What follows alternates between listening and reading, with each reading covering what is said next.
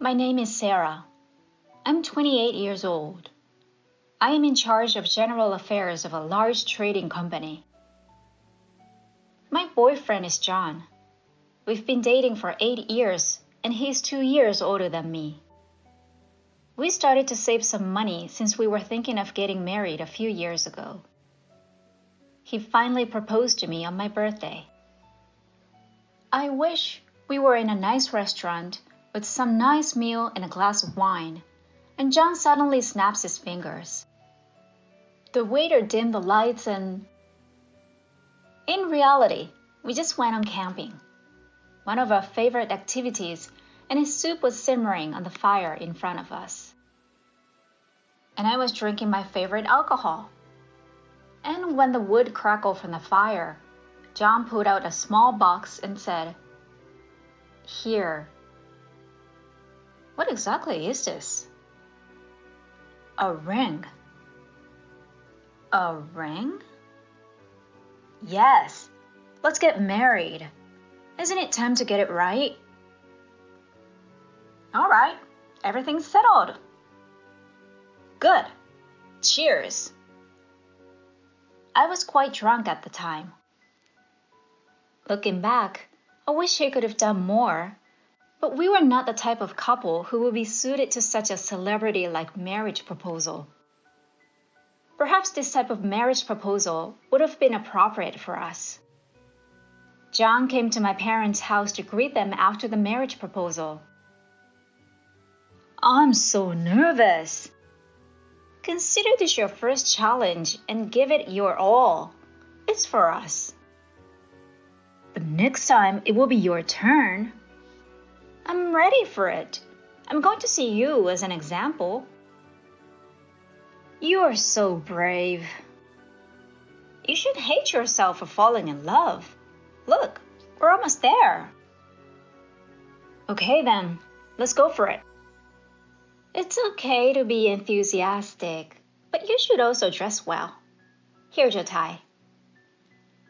I straightened out his tie and tightened it for him. Don't I look like a wife? I'm not going to tell him though. My parents live in a suburban house. Although the house has 4 bedrooms, the yard is quite large. My father loves outdoor activities, and he met my mother when he was climbing a mountain.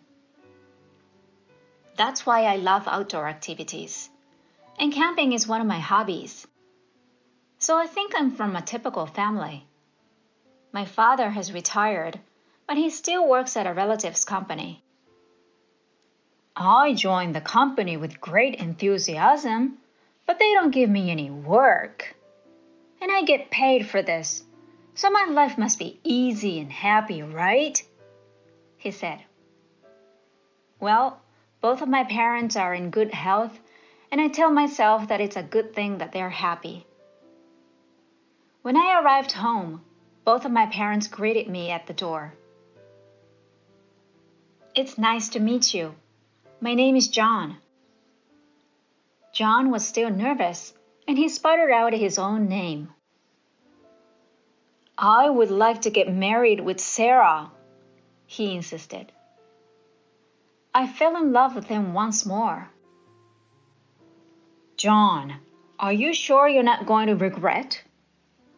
My father asked. If you're okay with it, go ahead. He laughed. My father has always been this way. Sarah's getting married, my mother added. I was furious. What are my parents on about? John was relieved, and we came just to say hello. But instead, we were asked to have dinner together and stay the night. When my mother called John's house to say that we would be staying at our house, John's father answered the phone. Thank you for your kindness, but no. I'm afraid there might be some extra charges later on, he said. I've heard that John's father was the president of a large corporation. Extra charges? My mother responded. I am the company's president. And John is my son. There are a lot of people begging for money from me, and I'm in a lot of trouble. I don't want him to involve with beggars. So, you're saying we're poor people who beg for money? My mother's voice was angry. I'm saying there's a possibility. I see what you're saying. I'll then tell John to go home. Certainly, please do so. He hung up the phone shortly after that. Who does he think he is? My mother was enraged. What happened? I politely invited John to stay, but his father refused, saying, "You're asking me for money." Then John came and apologized, saying, "I am sorry. My parents were duped once, so they frequently doubt people's goodwill." There's no need to apologize for. From now on, you can gradually build a good relationship with them. Today was a good day for me. Please take excellent care for Sarah. John apologized, and my father patted him on the shoulder. John left without staying the night. John's father's true personality was unknown to me at the time. And now it's my turn. John's father was a successful businessman who had made a fortune in his own lifetime. With his excellent management skills, he was the one who took over his parents' small iron works and grew it into a large-scale machinery manufacturer. Of course, his family home is also opulent. Despite being a private residence, it is a 3-story reinforced concrete structure surrounded on all sides by high walls. I was speechless when shown such a magnificent home. You got nervous this time, John remarked lightly. John gives a light chuckle. Isn't it natural? I'd be nervous as well. We're right there. You should look after your appearance. Thank you very much. With getting nervous, I entered the house, greeted my mother-in-law, who welcomed me, and was led to the guest room. My father-in-law was sitting there. He told me to take a seat, and I did so in front of him. Hello, it's nice to meet you. I am Sarah. John and I are getting married. I'm Jordan, John's father. Thank you for coming so far today. Please put yourself at ease. Thank you kindly. John's father, whom I had never met before, looked like he's in the bad mood. I'll get right to it. What is your purpose? What do you mean? I'm the CEO of a large corporation. As you can see, I have a lot of advantages.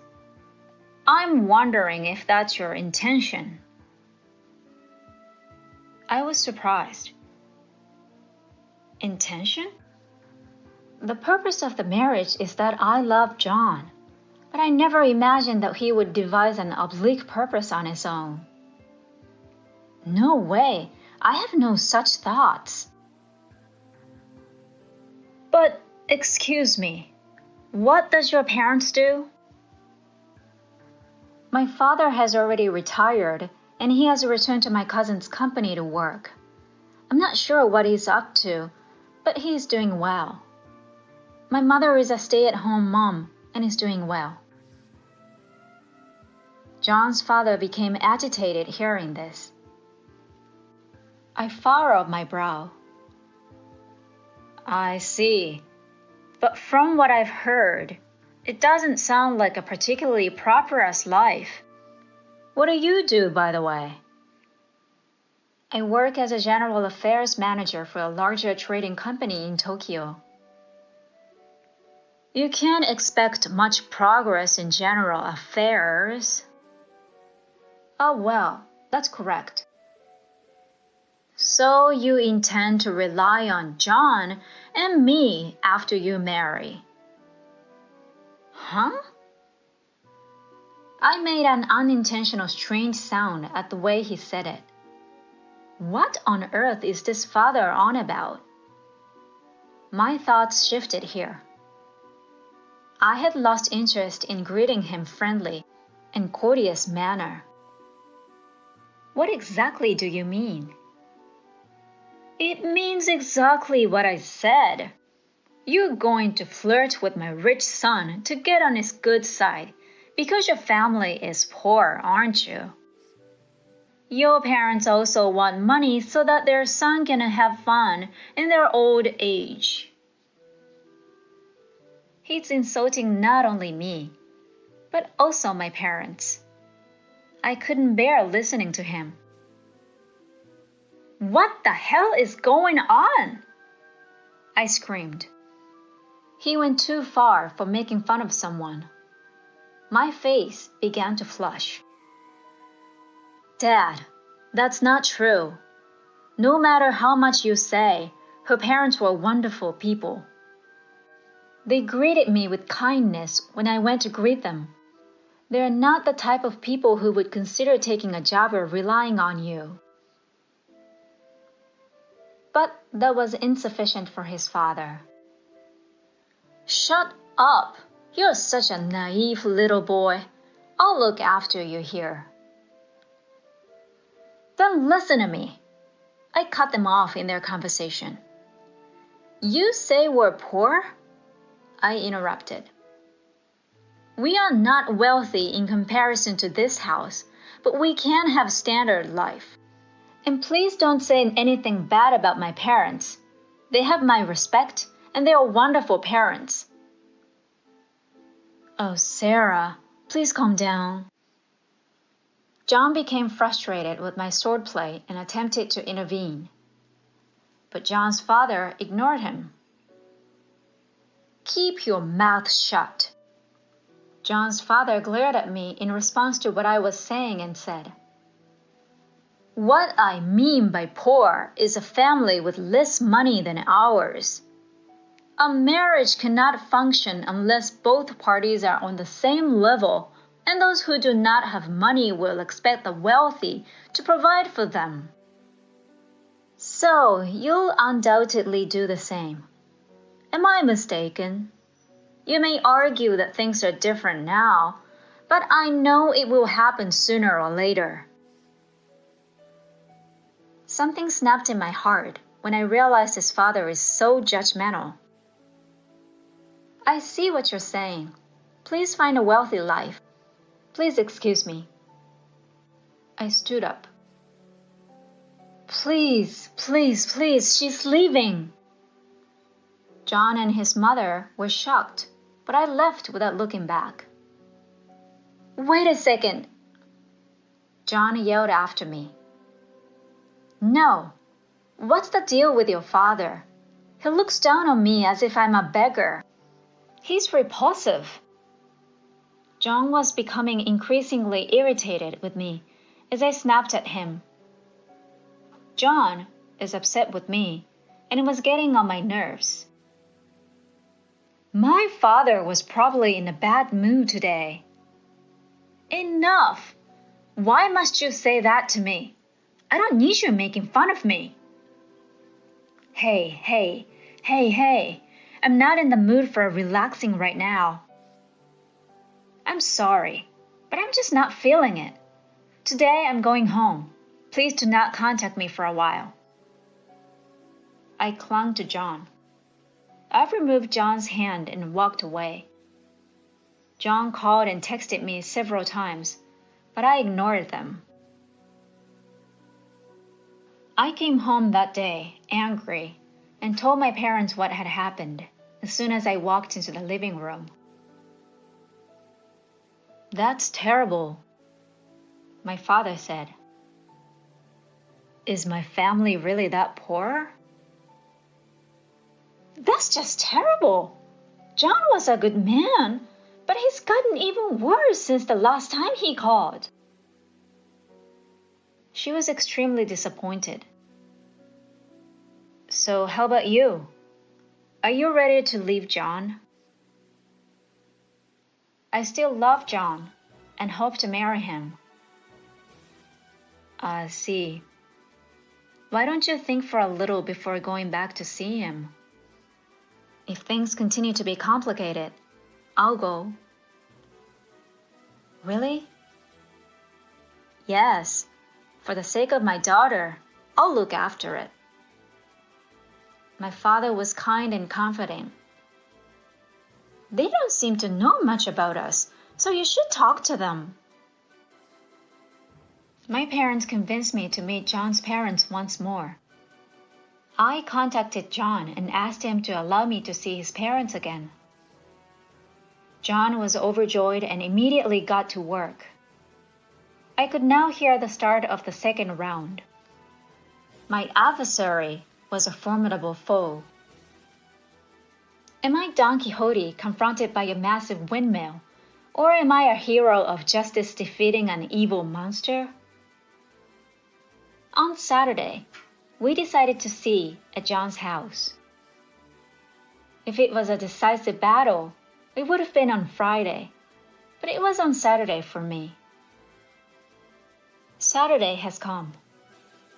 I was agitated all morning, staring at the clock, anticipating the appointed time. When the time has come, I met John and we drove to John's parents' house. When I entered the house, my father-in-law was still sitting in the guest room. "Hello, it's been a while," he said. I said hello to him. My father-in-law continued to look at me as if he was looking at something bothersome. "Why have you returned?" "My motto is I never give up." I smiled. My father-in-law's attitude was the same.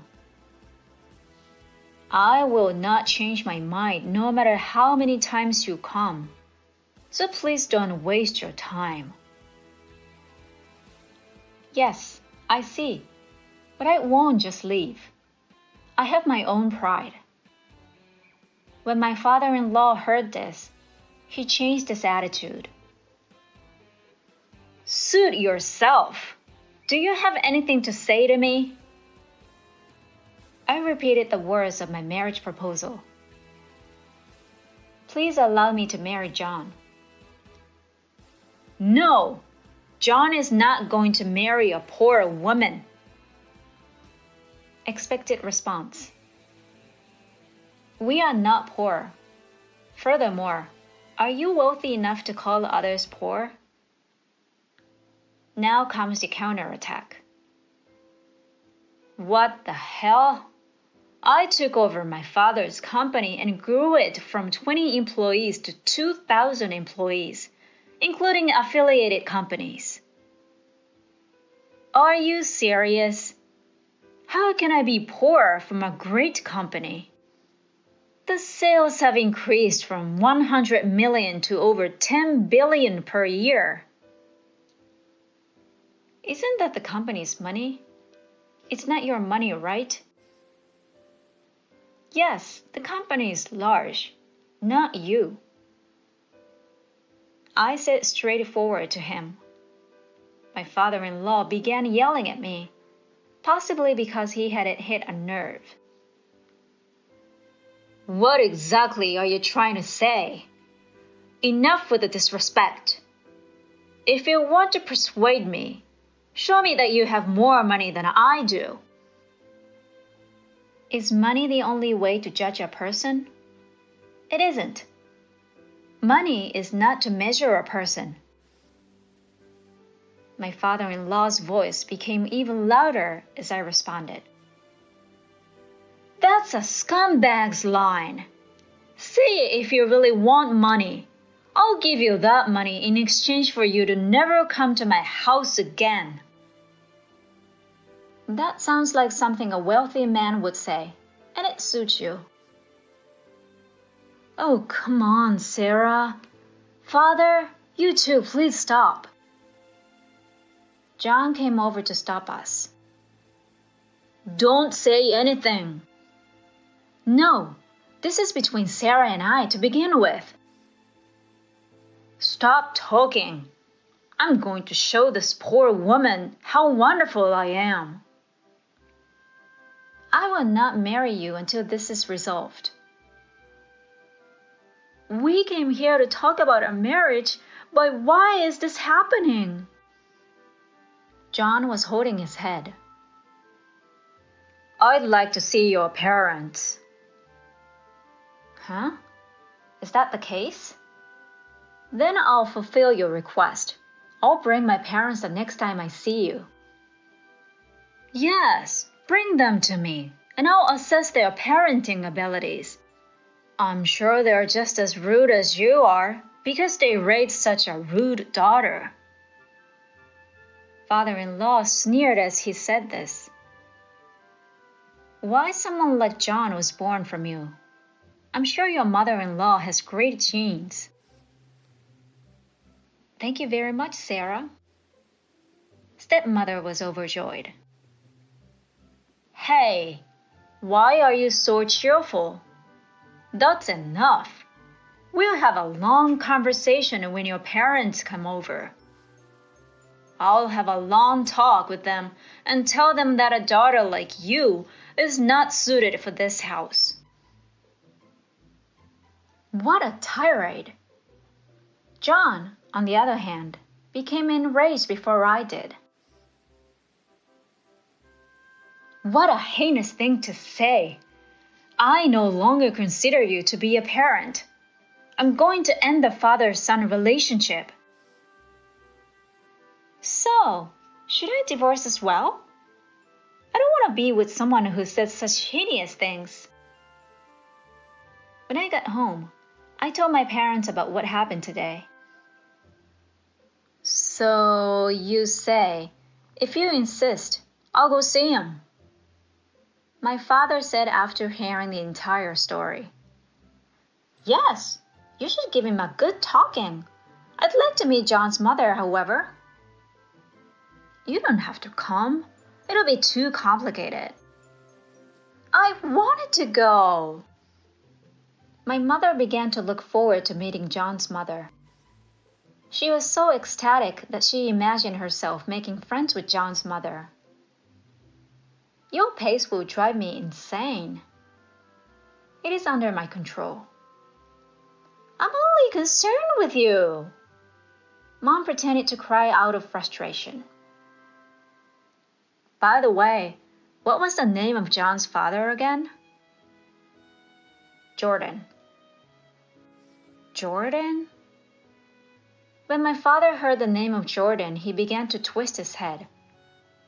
I was curious about it, so I asked my father, Do you know him? No, it's just something that's bothered me. Dad cocked his head once more. You forgot. My mother was joking. Ah, yes, that's him. That scumbag. He finally recalled.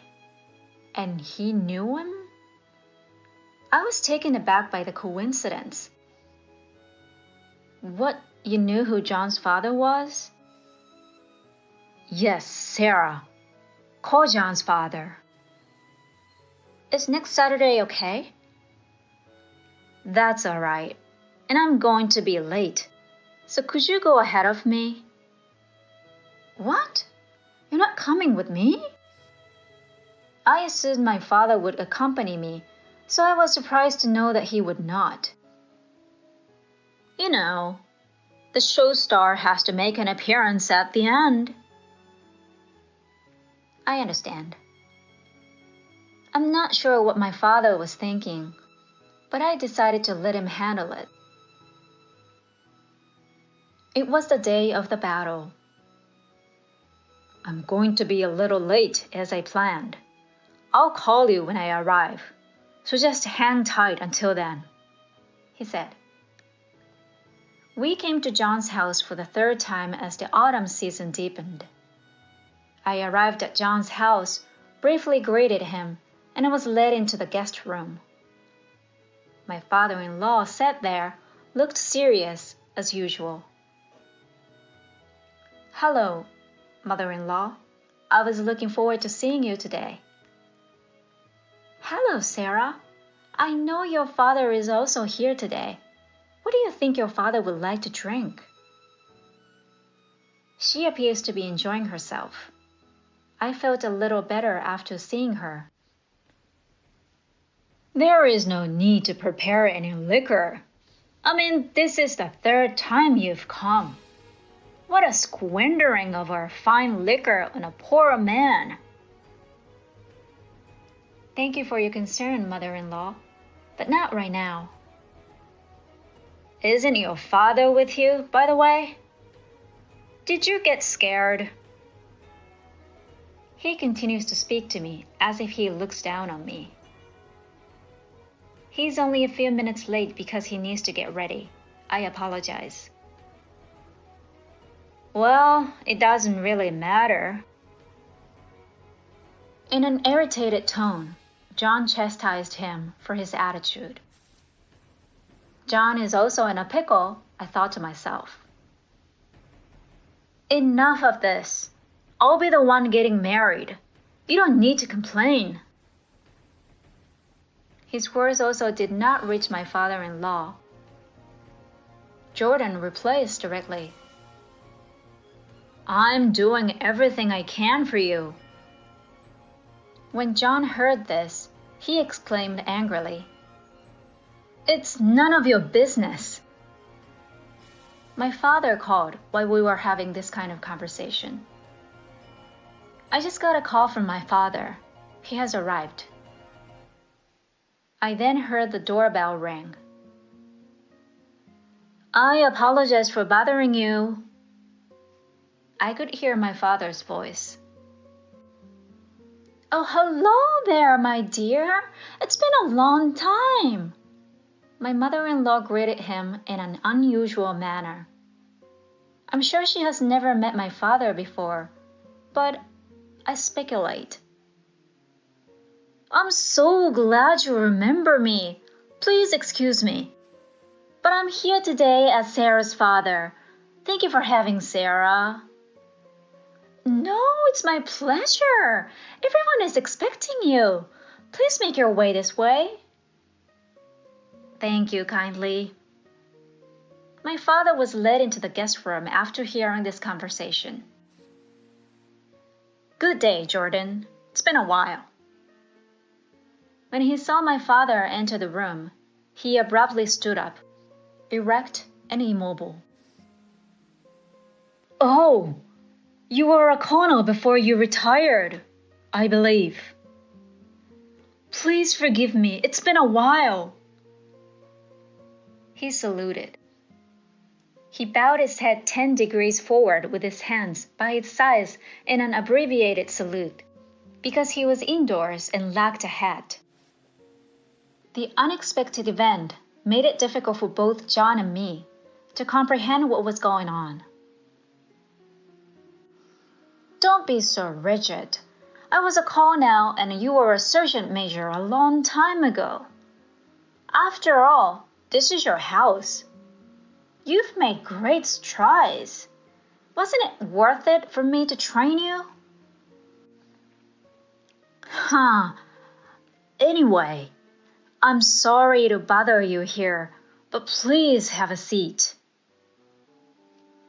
Thank you. You should sit down too. You're making everyone uncomfortable standing here." "Well, then, if you'll excuse me." The father-in-law sat down after saying that, but he sat down formally. "Dad, do you know each other?" I confirmed, as this was so unexpected. "Yes. When I was in the self-defense forces a long time ago, he came to us as a new worker." In contrast to my father, who spoke softly, who had been sitting on his haunches a moment before, curled up and shrunk back. Well, what a coincidence that we meet again like this. I heard that you are the president now. The dropout has come a long way, hasn't he? Huh. I apologize for the trouble I caused you when I was in the SDF. After retiring from the JSDF, I took over my father's company. And with all help, we've come this far. My father-in-law was trying to be polite during the entire conversation. He was in a red-faced.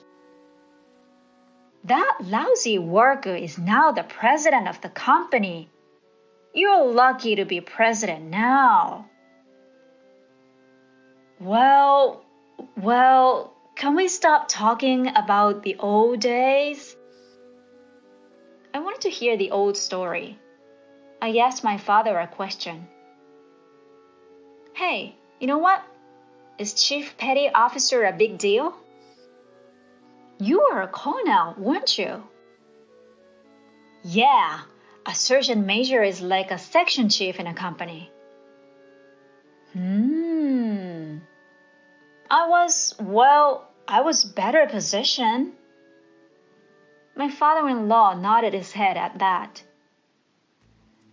I didn't know that John's partner was your daughter.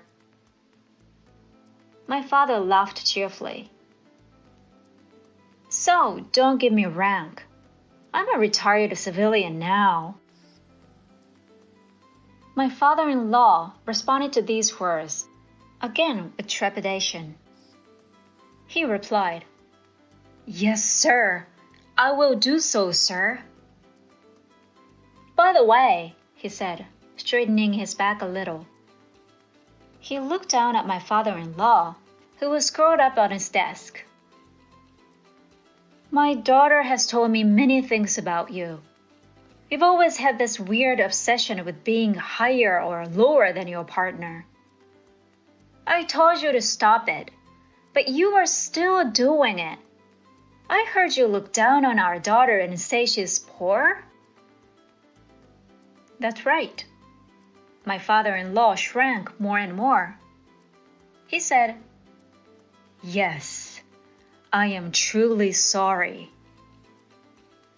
No, after I retired from the military, I took care of a company. You may have heard of it, called Star Heavy Industries. The president of the company is my cousin. He has ties to the self-defense forces. So he is now the head of the technical development department and a director. Again, my father told acquaintanceships. My father-in-law's eyes widened at this. Yes. Is it Star Heavy Industries? Yes, that's right. As I recall, our company and your company have a business relationship. Yes, sir. Star Heavy Industry is an important business partner of our company, and we are always very grateful to you. I'm not here to talk business, but as it is, I think we need to give it some thought. The pressure of the father looking down, and the father-in-law got nervous even more. I had been looked down upon as a poor woman for so long, and even told that I wanted to see my parents' faces. That was truly exhilarating for me. No, that's very troubling. My father's tone became a little stern in reply. Then, as a parent, shouldn't you give your blessing to John and Sarah's marriage? We're not as poor as you say. I was very sorry for my impoliteness. After saying this, the father-in-law bowed his head while sitting on his knees. That's right. John and Sarah, this means that there is no more problem with their marriage. My father looked up at us and said, All is settled. Yes, thank you very much. John thanked him with a truly happy expression. "Thank you, Father." I thanked him too. Without my father, this might have not ended well. I was really glad that my father was there. My father-in-law kept his head down. "Chief Jordan!" She seemed to like the term Sergeant Jordan, and with her hands on her waist in a slumped posture, she ordered my father-in-law. "Even you! What are you talking about?" Jordan became quiet. My father looked at me and winked at me with a thumbs up. Then John and I had a successful wedding. Many of my father's college classmates attended the reception. My father graduated from the University of Defense. I guess everyone was a big man in the self-defense forces. Chief Jordan was made to stand upright, and everyone made fun of him. During the wedding entertainment, my father's classmates performed self-defense forces gymnastics. Of course, Chief Jordan was in charge of giving the order, and he led the group. We laughed out loud at the sight of these old men sweating and doing the exercises. Since that incident, whenever my mother-in-law had a request from my father-in-law, she would call him Chief Petty Officer Jordan, and speaks to him in a commanding tone. Now he can't stand her. I live a happy life with John. We are blessed with 2 boys. My father is so attached to his grandchildren that when he sees them, he looks too happy. One day, a friend who had worked with my father came to visit, and upon seeing him with his grandchildren, he said with a wry smile, "That man who was called the devil." He laughed bitterly at the sight of my father with his grandchildren. Today, my father and our children are playing hero in the garden. "Miracle beam! Beep, beep, beep, beep, beep, beep, beep. Gee, I've been hit." My father and children were covered in mud. "Oh my God, he's a boy, isn't he?" I laughed with my mother. "You kids, you could be real heroes in the future, you know. Go for it, future heroes." How many people actually have good relationships with their mother-in-law? I've often wondered about that, given my rocky relationship with my mother-in-law, Mary. Don't get me wrong, I never disliked Mary. In fact, I always wanted to get along with her. But from the very beginning of our marriage, Mary has been bending my intentions out of shape. My husband and I got married 4 years ago. We met through mutual friends and hit it off right away, starting to date. On our 3rd anniversary, he proposed. He's not much of a talker, but he's always been kind and calming, a real rock for me. So when he proposed, there was no hesitation. I said yes, and we happily tied the knot. As for my father-in-law and mother-in-law, I never had any particular thoughts about them. During family meetings, our conversations were always pleasant. No snide comments or anything. I figured we'd just keep a healthy distance and get along fine. Then came our first Christmas after getting married, and that's when the drama started. At the time, I was pregnant with our daughter. While I wasn't showing much yet, I was trying to take it easy because it was my first pregnancy. But when we arrived at my in-laws' house for the holidays, Mary immediately put me to work preparing the Christmas dinner. My husband was busy drinking with my father-in-law, Bob, and didn't notice how I was being treated. Mary had me cooking, cleaning, and running around nonstop. When I tried to rest because of the baby, she would say, "What are you doing just sitting there? You need to know your place. Just because you're pregnant doesn't mean you can slack off." She would force me back to my feet and keep ordering me around. I followed all her instructions, yet the next set of orders came instantly. So much for relaxing during the holiday break. I never expected our first visit to the in-laws' house to be this exhausting. By the time we got back in the car, I was completely drained. My husband should have noticed what was happening between Mary and me, and it frustrated me that he didn't seem to care. But he had been enjoying his time talking and drinking with Bob, so maybe he just wasn't paying attention to me. I couldn't bring myself to confront him about it. After that, our daughter was born, and during the following summer, we went to my parents' house.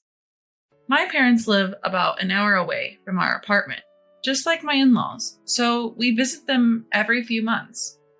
However, Christmas at the in-laws became an annual tradition. But the pressure to visit them more often increased after our daughter was born.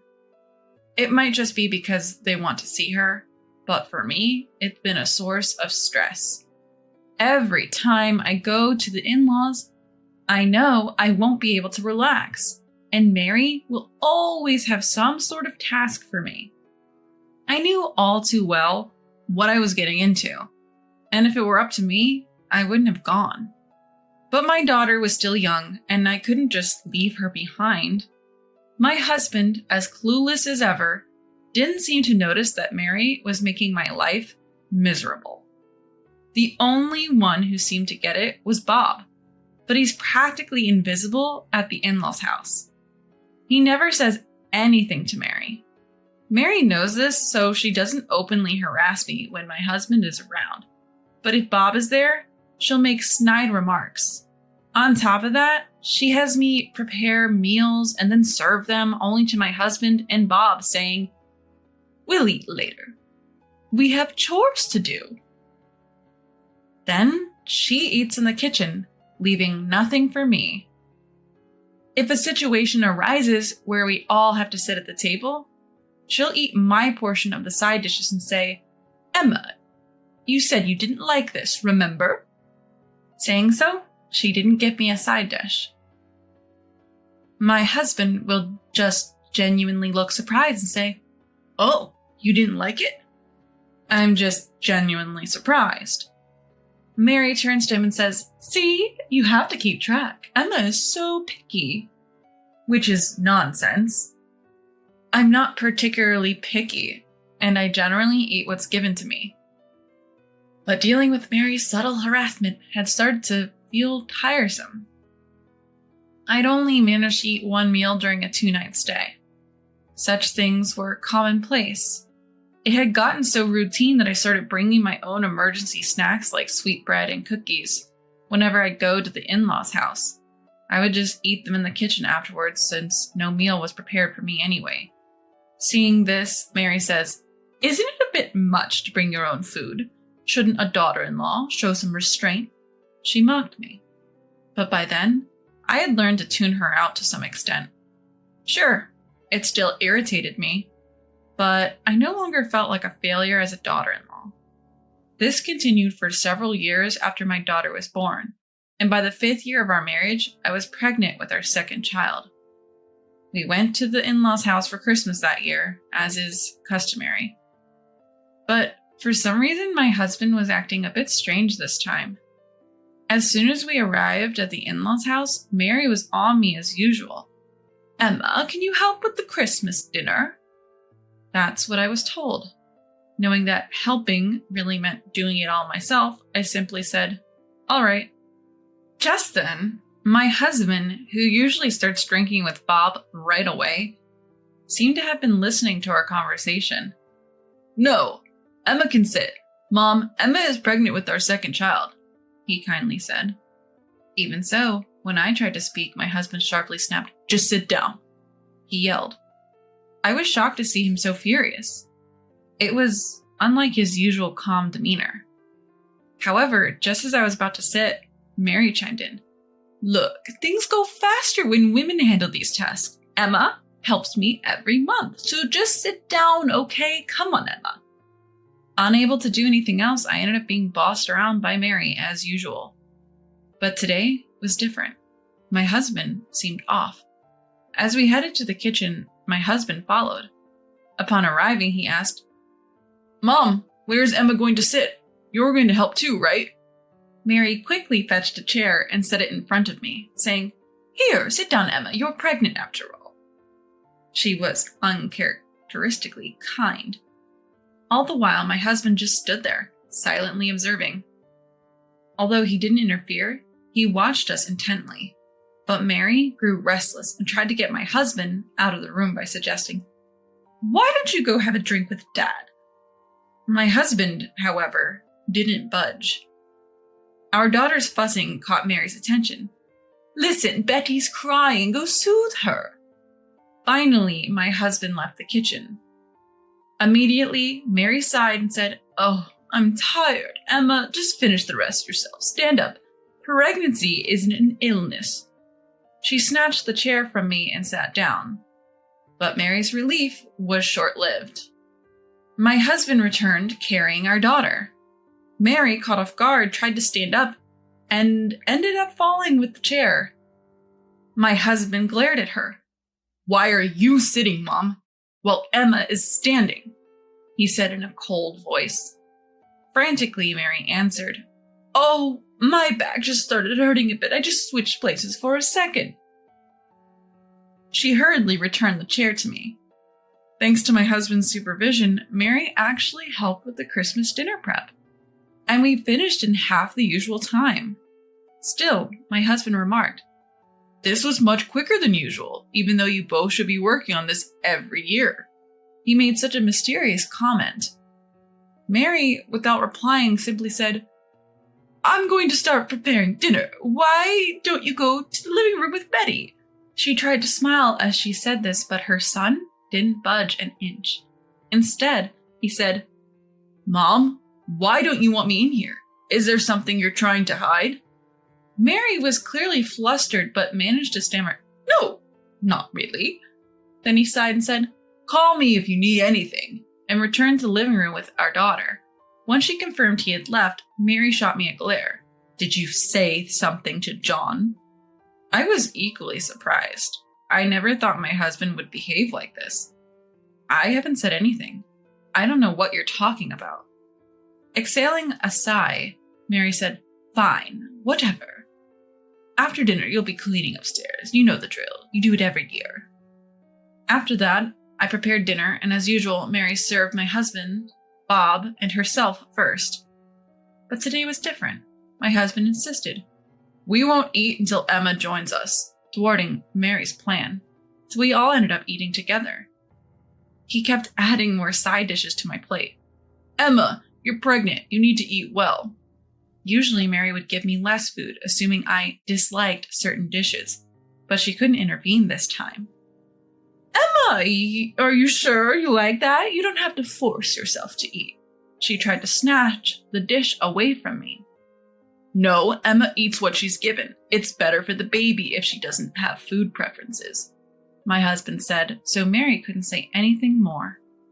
After dinner, I usually do the dishes by myself, but this time my husband stepped in. "I'll do it today, Emma. You sit down." He grabbed the dishes from me and headed to the kitchen. Seeing this, Mary whispered, "Letting John do that. You're a failure of a daughter-in-law. Go clean the upstairs." That's what she said to me in a whisper.